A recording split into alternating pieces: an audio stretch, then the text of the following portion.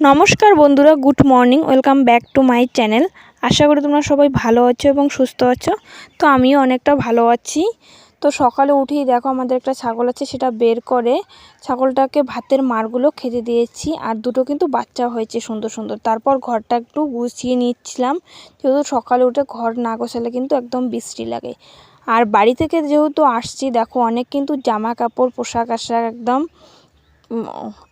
ভরে গেছে। তো সেগুলো সার্ফের জলে ভিজিয়ে দিচ্ছিলাম, কারণ অতিরিক্ত নোংরা হলে না পরে আর পরিষ্কার করতে ইচ্ছে করে না। সেহেতু এদিকে সার্ফের জলে ভিজিয়ে দিয়ে আর ওইদিকে আমি তাড়াতাড়ি করে বাসনগুলো মেজে নিচ্ছিলাম। বাসন যেহেতু আমার যা বাড়িতে নেই, তো আমাকে কিন্তু একাই সবটা করতে হচ্ছে। আমার যা বাড়িতে থাকলে পরে সব কাজগুলো ভাগাভাগি করে নেই আমি। তো এদিকে আমার দেখো বাসন টাসন মাজা কমপ্লিট, ধুয়ে টুয়ে তুলে রাখছি। আর যেহেতু সার্ফের জলে জামাগুলো ভিজিয়ে রাখছিলাম, আর সেগুলো যদি না ধুই পরে স্নান টান করলে পরে আর ধুতে ইচ্ছা করবে না, সেই জন্য তাড়াতাড়ি করে দেখো বাসন মাজার পর প্রথমে আগে জামা কাপড়গুলো ভালো করে ধুয়ে শুকোতে দিচ্ছিলাম। আর এইদিকে আমার কি বলো তো, যেহেতু বাড়িতে নেই, সবটা কাজ করতে করতে না আমি একটু প্রথম হিমশিম খাচ্ছি। তো যাই হোক, মানিয়ে নিচ্ছি। তো প্রথমে আগে স্নান করে নিয়ে দেখো সবজির ঝুড়িটা নিয়ে আসছি। আর এইদিকে একদিকে উনুনে হচ্ছে রান্না বসিয়ে দিয়েছি, আর একদিকে সবজি কাটছি। আমার শাশুড়ি মা আজকে বাড়িতে খাবে না, তার কারণ নিরামিষ অ্যাকচুয়ালি না, অ্যাকচুয়ালি একাদশীর উপবাস। তো আমরা বাড়িতে তো আমার বর আর আমি খাবো, সেই জন্য দুজনের জন্য অল্প করে রান্না করলে কিন্তু হয়ে যায়। তো এখানে কোয়াশ, আলু, কাঁচকলা, টমেটো, মূলো সব কিছু দিয়ে একটু হালকা সবজি। আর আমাদের বাড়ি থেকে না প্রচুর শাক হয়েছে আমাদের বাড়িতে, লাউ শাক, কুমড়ো শাক, পাট শাক। তো আমার বর আসার সময় লাউ শাক নিয়ে আসছিল। দেখো লাউ শাকগুলো কিন্তু সেই সুন্দর একদম। তো এদিকে লাউ শাকগুলো বেছে নিয়ে আমি রান্না করেছি আজকে ভাত। এই যে একটা 5 মিশালি ঘন্ট সবজিগুলো কুটলাম, দেখো কতটুকু ঘন্ট কতটুকু শাক রান্না করেছি। এইদিকে রান্না টান্না কিন্তু আমাদের কমপ্লিট।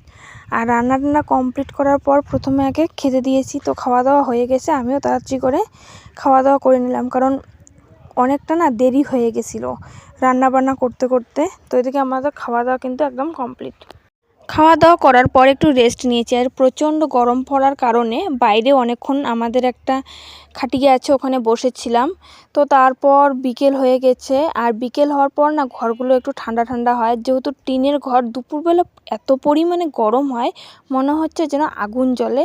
বিকেলে আসার পর ঘরটা না কাপড় চোপড়গুলো সবগুলো শোকেস আলমারিতে তুলে রাখছিলাম, ব্যাগ ট্যাগ আসার পর ঘরটা এগুলো একদম। আর ধোয়াধুয়ি করার পর কিন্তু এলোমেলো হবে অনেকটা রাখার পর। তো দেখি যে বিশ্রী লাগছে, ঘরটা যদি না গোছাই একদম ভালো লাগে না। তো ব্যাগটা শোকেসে, তারপর আমার জামা কাপড়গুলো সব গুছিয়ে রাখছিলাম। রাখার পর বিকেল হয়ে গেছে না, সেই জন্য বলো তো কি উঠোনটা একটু নোংরা হয়েছে। আর উঠোনটা পরিষ্কার করে ঝাড় দিচ্ছি। ঝাড় দেওয়ার পর হঠাৎ করে দেখি বাড়িতে কেউ ছিল না, হঠাৎ করে দেখি একটা ঘর থেকে এই যে আমার এই দুটো ভাস্তি ও বেরিয়ে এসে একদম যুদ্ধ শুরু করে দিয়েছে। আর শাশুড়ি মা ছাগল টাগল ঘরে তুলছে, যেহেতু আর কিছুক্ষণের মধ্যেই সন্ধে হয়ে যাবে। তো আকাশটাও একটু খারাপ, আগাম আগাম সব কিছু করছে।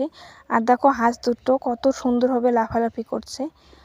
যাই হোক, হাঁস আমাদের বাড়িতে হাঁস কতটা 6-7টা মতন ছিল, এখন কিন্তু আর অতগুলো নেই, এখন 3টে হয়ে গেছে। আর এদিকে আমার শাশুড়ি মা দেখো ব্রতটা পালন করছে। আর ঘরে কেবলমাত্র 2টো কলা ছিল, সেই দুটোই আমি এনে দিলাম, আর কোনো কিছুই কিন্তু ছিল না। আর বাজারও একটু দূরে যেতে হবে, তো ওই কলা দুটো দিয়েই একটু পালন করছিল। আর সন্ধেবেলা দুধ নিয়ে এসেছিলো, সেটাই জাল দিচ্ছিলাম। তো কেমন হয়েছে ভিডিওটা তা তোমরা কমেন্ট করে অবশ্যই জানিও। ভালো লাগে লাইক, শেয়ার অ্যান্ড সাবস্ক্রাইব করে থেকো। Bye bye.